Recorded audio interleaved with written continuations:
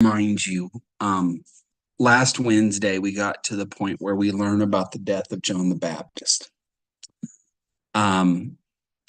One of Max Lucato's books, and I never really looked, but I think it's Calm in the Storm, I think is what it's called. But he brings up the fact that this is probably the second roughest day in Jesus's life. Okay, so here's how this begins, and we've already read some of it. Each of the Gospels the Gospels that tell us about the death of John the Baptist tell us that this is about the time Jesus found out. May not be exactly when it happened, but Jesus has received the news that his cousin has died. Okay, so he's had a death in the family. And right as that happens, the apostles come back and they're ecstatic because God has been doing these incredible things. Okay, one of the other gospels said, hey, the demons were listening to us and we were healing the sick and what people heard us. And I mean, it was incredible. It was just great. And so there's an element here where we need to realize that when we talk about Jesus, sometimes as we read these stories, we miss the heaviness that can be part of it. Okay, so imagine you've just been through a tragic moment and your buddies come by and they're all happy and excited and you feel left out because it's hard to be happy. And we don't know that that's exactly how it works, but notice how Jesus responds here in verse 31. It says, so in verse 30, it says, the apostles returned to Jesus and told him all that they had done and taught. So they're sharing their story. And then Jesus says, come away by yourselves to a desolate place and rest a while.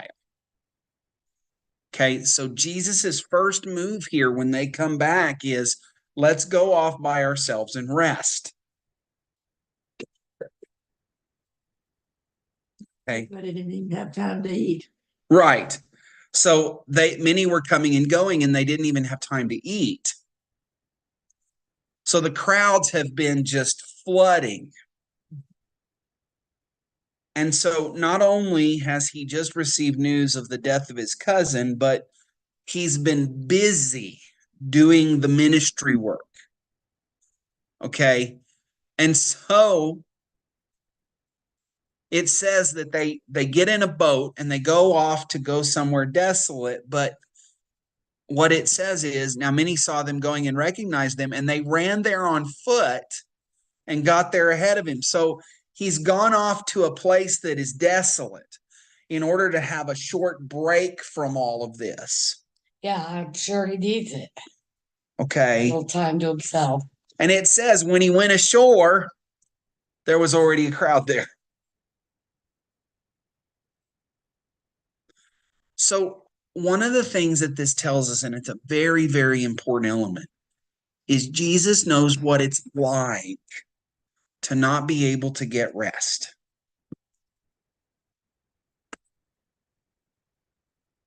Jesus knows what it's like to mourn over a family member.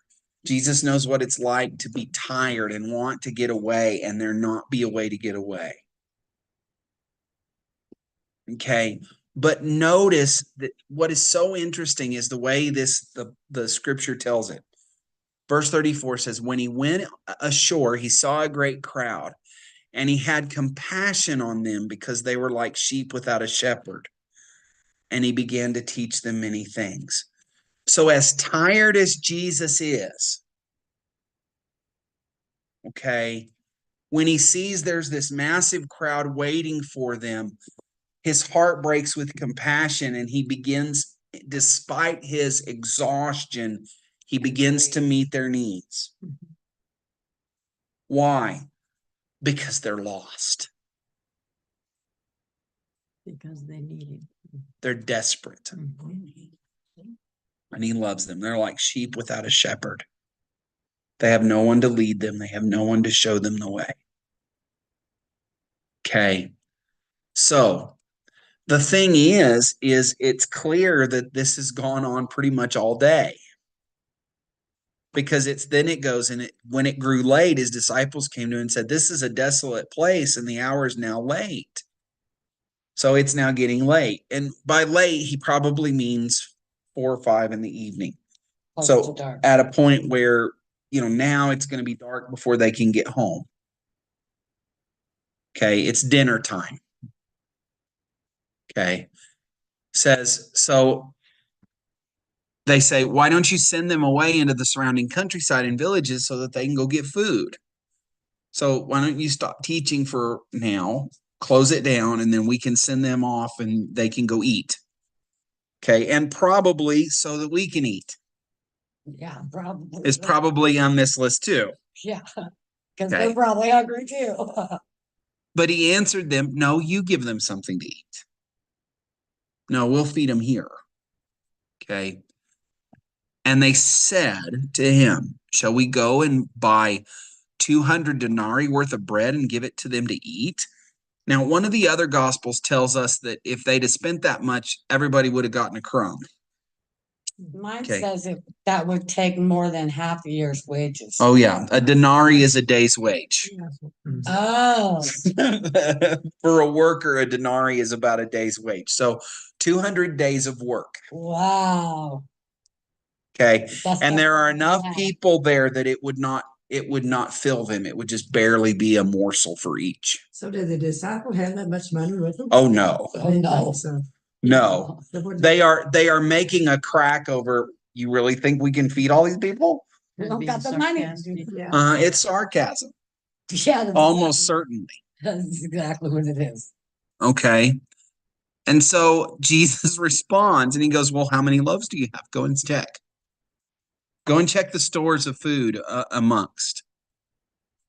And when they had found out, and we know from one of the other gospels, what they do is they go and check with everybody to see who had brought something. And they find a little boy. Okay. Now, the funny thing is it uses the term loaf, which is appropriate, but it's a 12 or 13-year-old boy's lunch. So it's 5, those dinner rolls, Yeah, kind of like a biscuit. a little bit bigger than a biscuit, and probably 2 anchovy-sized fish. It's a lunch for a little boy. Okay. And so once again, they say, well, we went and looked and we found this. Here's the basket. What the little boy said when they took his basket away from him. What the Bible says is he offered it. He Sweet. probably said, Jesus wants this. Uh-huh.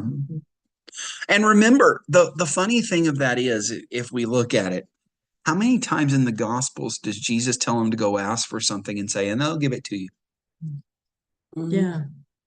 Yeah, same with like the donkey. If they say anything, say, Okay, my master That's needs what it. he did. Okay, take it.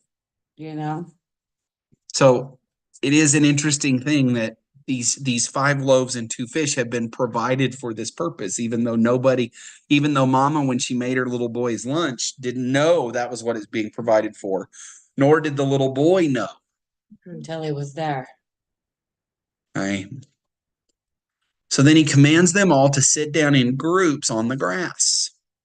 So they sat down in groups by hundreds and fifties. So remember, there are 5,000 men. We know there are women and children. So we're talking about a group, 8,000 to 10,000, maybe more. So we're talking maybe 2/3 of a basketball arena. A basketball arena has about 20,000 seats. So we're talking about a big group. Huge. And they sit on the grass in like sections of 150. So it says, he takes the 5 loaves and the 2 fish, and he looks up to heaven and he says a blessing, and he broke the loaves and gave them to the disciples to set before the people. Now, we don't know exactly how this works, but this is kind of the idea. He takes these 5 loaves, he breaks each of them in half, and maybe gives each of the disciples a little basket with a loaf. And he walks up here, you take a loaf, and he gets to the next guy, and the loaf's there again. Yeah. And then he does the same thing with the 2 fish. Now, this is the crazy part. Not only is there enough food, but when they go and get all the amount that wasn't eaten, it's like 100 times what they started with. Because it really is. It's a basket. When the Bible talks about it and says a basket, it's a small basket. But when it talks about the 12 baskets at the end, we're talking like bushel baskets. So they had so much more at the end than they did at the beginning. You know, it's flabbergasted. That's what I was thinking. The people's reaction. That would The be people who amazing. see comments and And they ate all they wanted.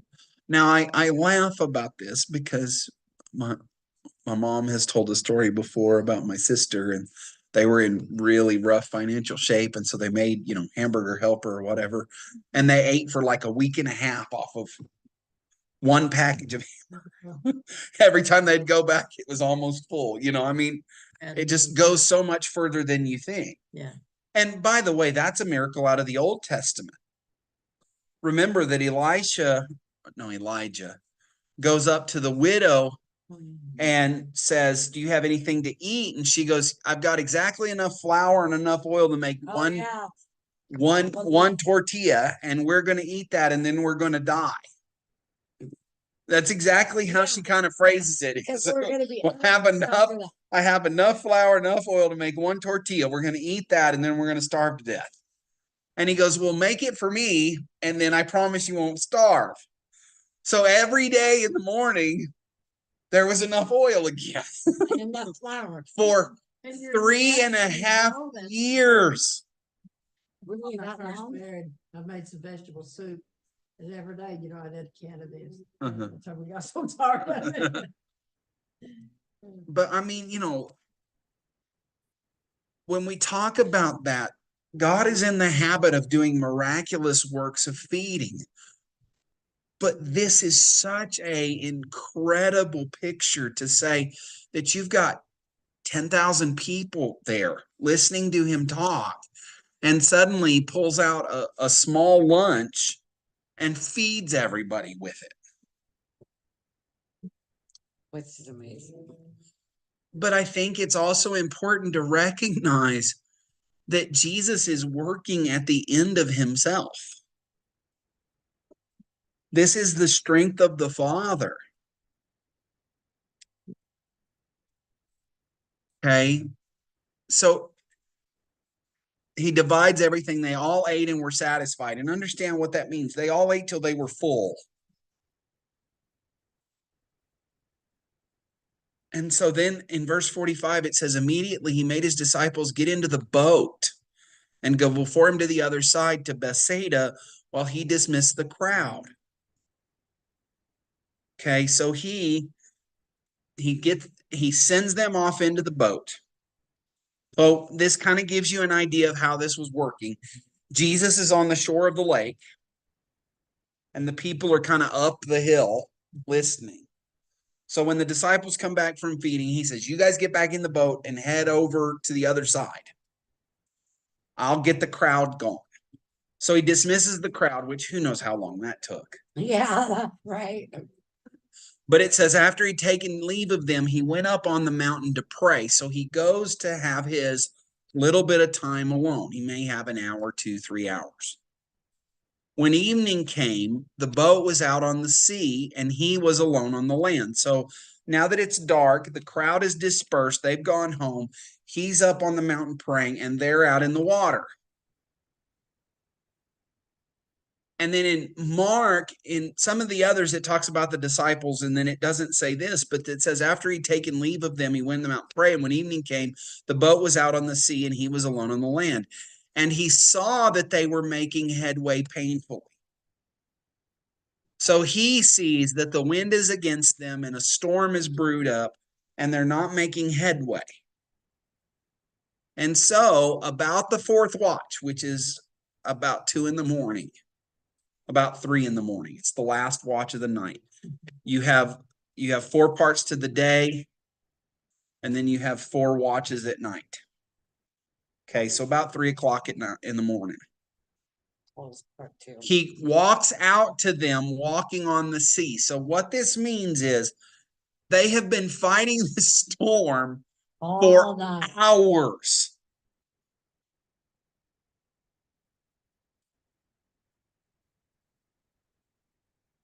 And they were already tired. Uh-huh. So, by the way, let's make sure we understand, because this is important in the building of the disciples.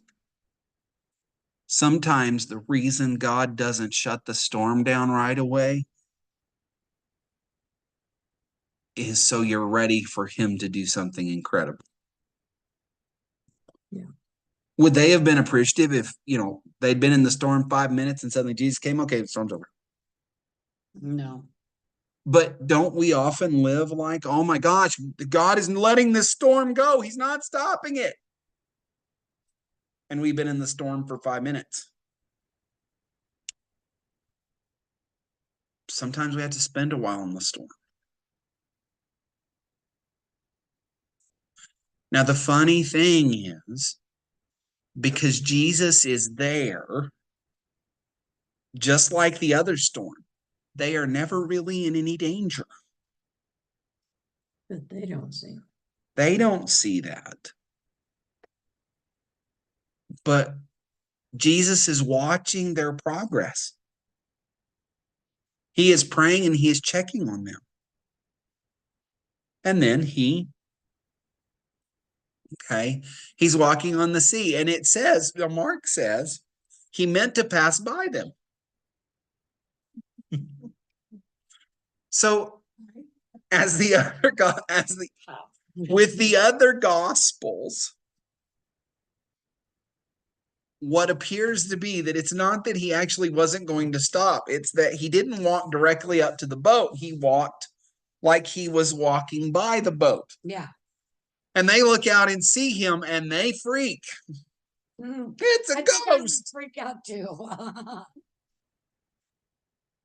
But when they saw him walking on the sea, they thought it was a ghost and cried out, for they all saw him and were terrified. And then here's that word again. Immediately he spoke to them and said, "Take heart, it is I. Do not be afraid." Now, here is the interesting part of this, and we've talked about this a little bit before. Does anybody remember what I said probably is the source of Mark's gospel? Immediately. No, the source, the person who gave Mark the information that he wrote down. On the back. It's actually Peter's preaching.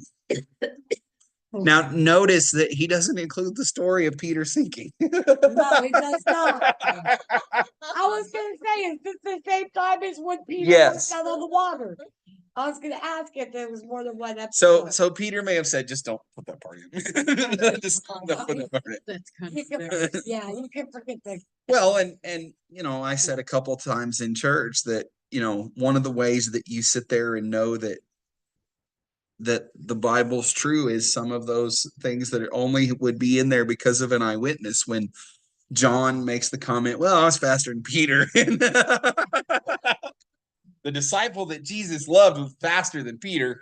I heard Rance gave me a deal from one of the I thought it was funny, from one of the Watergate guys.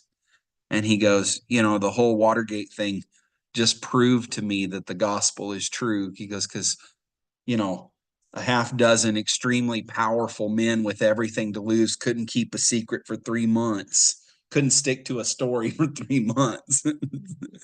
And this group of 500 kept to the story for the rest of their lives with nothing to gain and everything to lose. Yeah.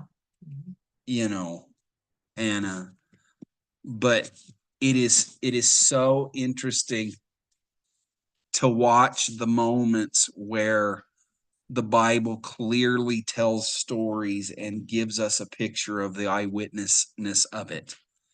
It says, and he got in the boat with him and the wind stopped.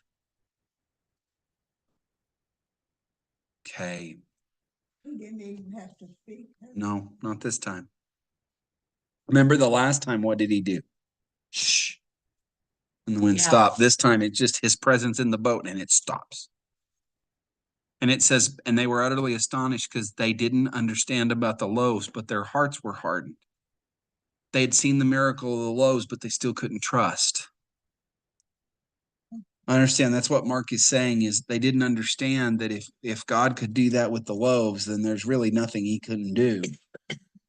They'd seen so many miracles already, and yet they were hardened to the point that they didn't trust that Jesus could save them.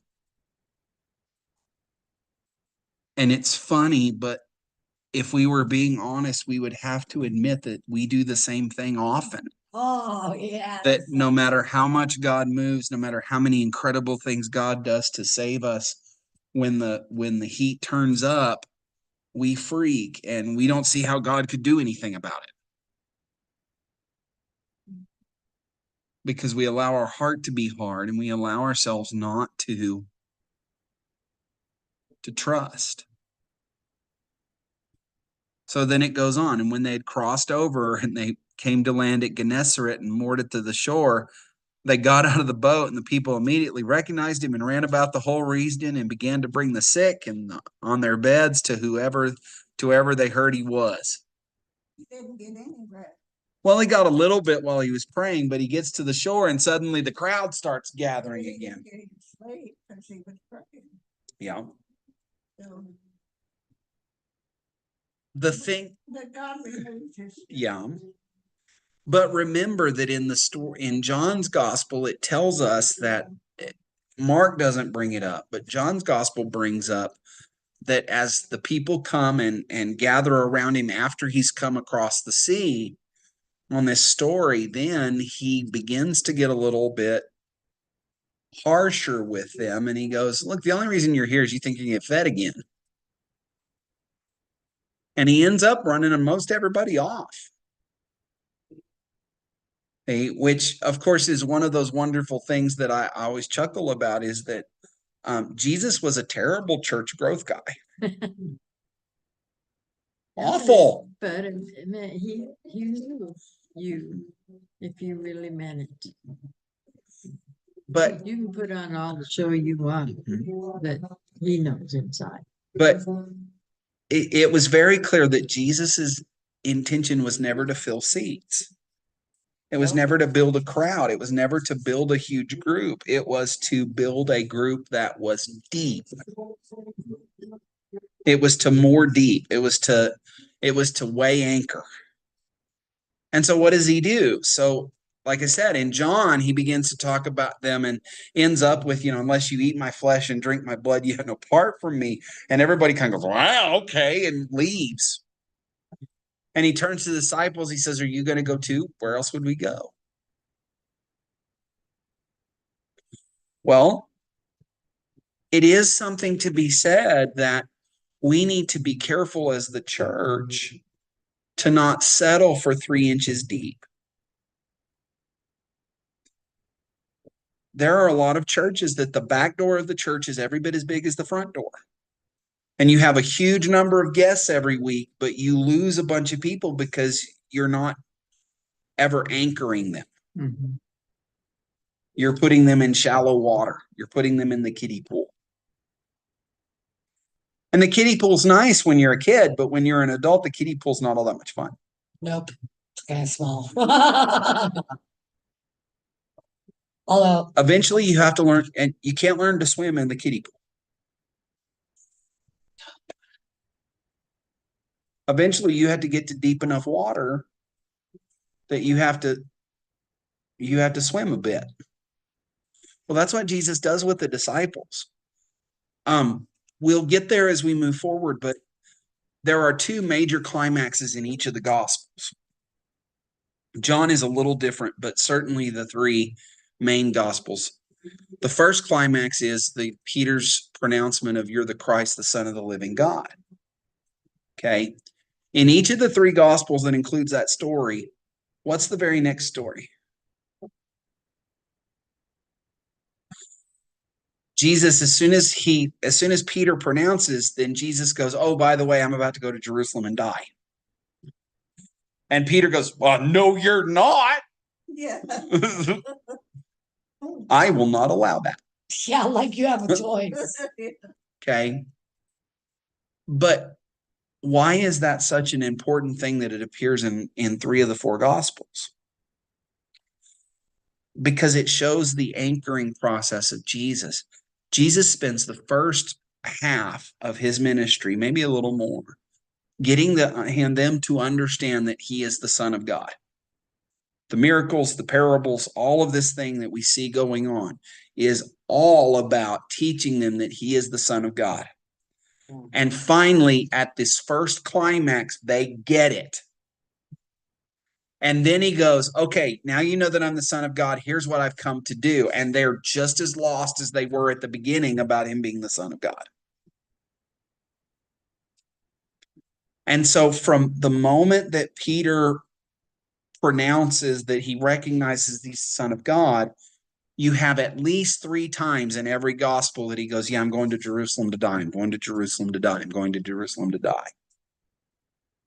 They thought he was here to stay. Mm-hmm. And by the way, if you really look at it, they still don't get it all the way up to the ascension. Yeah. Yeah. Okay. So you see the disciples arguing over who's going to get to sit next to him on the throne.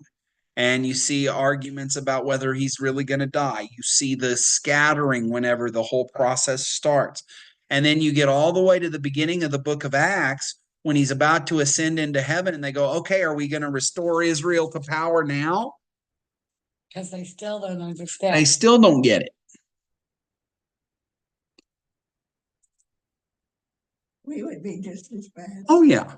Oh, yeah. Worse. It's not worse. Yeah. But understand that this is a picture of a process. Okay. Jesus is digging deep into their life. And so these are the people who have been with him the whole time. They've heard him teach, they've seen all the miracles, and Jesus has been digging a pylon of faith into their lives. And the first pylon is, I'm the Son of God. Mm-hmm. Then the second pylon is, here's what I came for. And once he's dug those 2 deep, even though even after the resurrection, they still have their moments, the penultimate moment in all of that then comes that on Pentecost, the Spirit comes and reveals all the things that Jesus couldn't teach them because they weren't ready. And you never see the same. You still see moments. You see Peter kind of going, wait a minute, I'm not supposed to eat any of that. When God's trying to show him to go to the Gentiles. Mm-hmm. But once you hit the Pentecost, then their understanding of what Jesus came to do solidifies. Why? Well, because now they have God present in their heart to help teach them. That's what Jesus told them would happen. But what Jesus has done is he has built these huge, deep foundations as they have walked with him for 3.5 years, so that they won't be moved when things begin to blow up. And we live in a culture now where so often we don't dig any deep pillars. Mm-hmm. We simply kind of, we almost build our house on sand and then we're surprised when it falls over.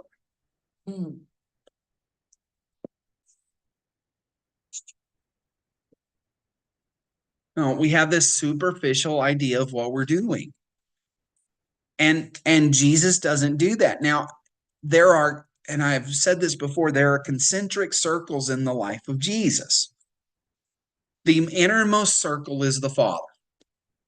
Mm-hmm. Okay. The closest, the person who is closest to Jesus through his entire ministry is the Father. Okay.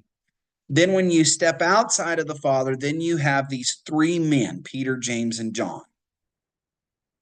Okay. He brings them to things he doesn't bring the others. He trusts them more, and they become major leaders within the church.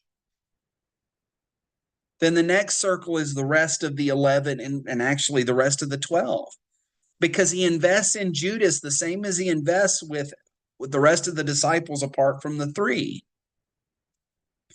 Then there's a group of about 500. And then outside of that is the crowd.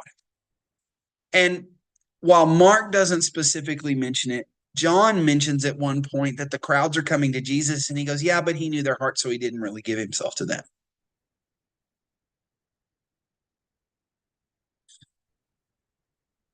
Jesus knew where everybody was, and he built foundations based on where they were. Mhm. And so it's important that we understand that that is a major element of it. Okay, so let's finish chapter 6 before we complete tonight. So when they'd crossed over, they came to the land at Gennesaret and moored to the shore. And when they got out of the boat, the people immediately recognized him. And they ran about the whole region and began to bring the sick people on their beds and wherever they heard he was. And whenever he came in villages, cities, or countryside, they laid the sick in the marketplaces and implored him that they might touch even the hem of his garment. And as many as touched it were made well.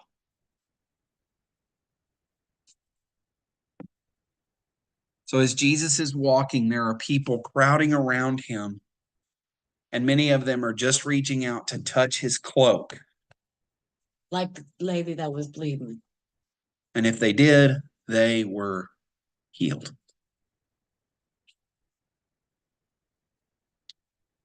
That'd be so exhausting.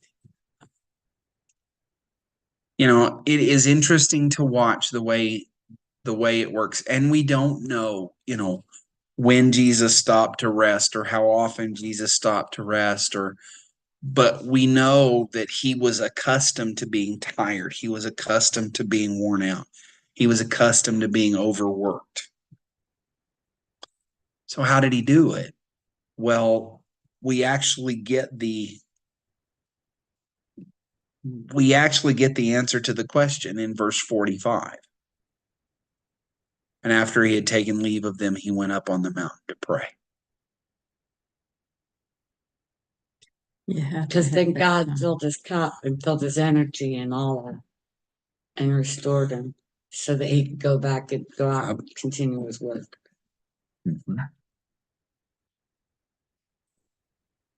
Prayer is critically important in all of this. What are you doing?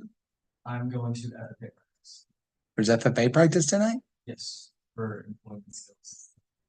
Oh boy. Okay. Have I fun. only told that to Mom, I'm sorry. Okay. No problem. I forgot to- When will you be done? When you see, No, I'll probably text you here in a minute. Okay. Sounds good. All right.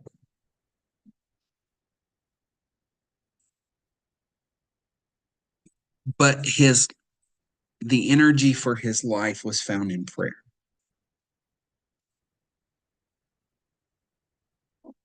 Was found in intimate time with the Father.